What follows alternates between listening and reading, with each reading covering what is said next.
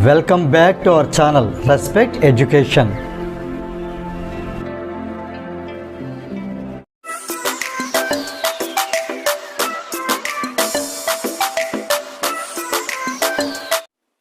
ఈ క్లాస్లో మనం ఎక్సర్సైజ్ 2.2లో క్వశ్చన్ నెంబర్ 2లో థర్డ్ బిట్ ఎలా సాల్వ్ చేయాలో నేర్చుకోబోతున్నాం.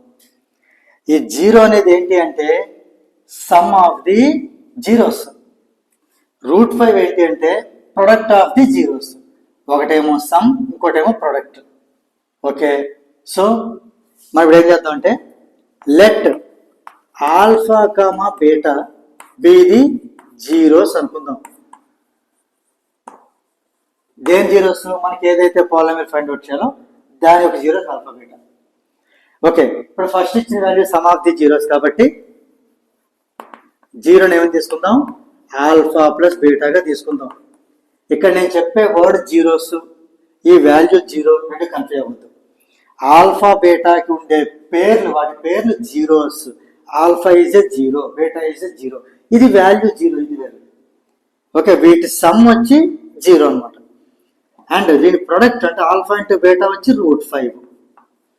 ఓకే, ఎప్పుడైనా some of the zeros, product of the zeros ఇచ్చినప్పుడు ఒక పాలినామియల్ ఫైండ్ అవుట్ చేయాలంటే ఫార్ములా ఏంటి? The polynomial is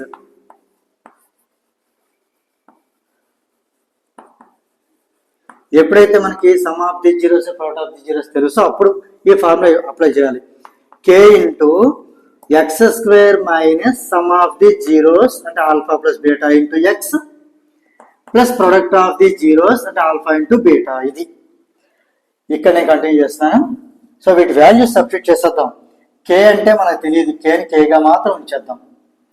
X square అంటే ఎక్స్ స్క్వేర్, మైనస్ అంటే మైనస్, ఆల్ఫా ప్లస్ బీటా అంటే మటుకు జీరో, అంటే జీరో ఇంటూ ఎక్స్ అనమాట. ఇది zero into x plus alpha into beta. Alpha into beta value root 5 కాబట్టి రూట్ 5 కూడా రాసేద్దాం. ఓకే, ఇప్పుడు ఏమైంది? K into x square, zero into x zero కాబట్టి ఇంక ఇందులో ఎక్స్ట్రా లేదు, ఓన్లీ డైరెక్ట్గా ప్లస్ రూట్ 5 రాసేయచ్చు. మరి కేని ఇలా ఆన్సర్లో వదిలేయచ్చా అంటే కాదు. కే బదులు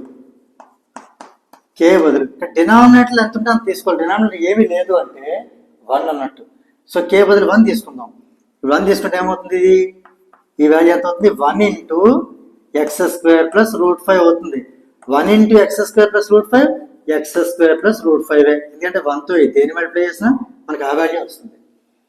Therefore, the required polynomial is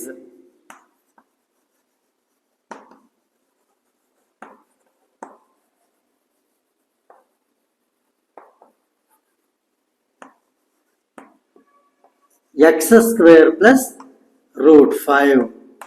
అంటే క్వశ్చన్ ఒకసారి అర్థం చేసుకుంటే, ఈ పాలినామియల్ కి మనం జీరోస్ ఫైండ్ అవుట్ చేస్తే ఆ జీరోస్ ఆల్ఫా అండ్ బీటా వస్తాయి కదా, వాటిని యాడ్ చేస్తే జీరో వస్తుంది. వాటిని ప్రొడక్ట్ మల్టిప్లై చేస్తే రూట్ 5 వస్తుంది అనమాట.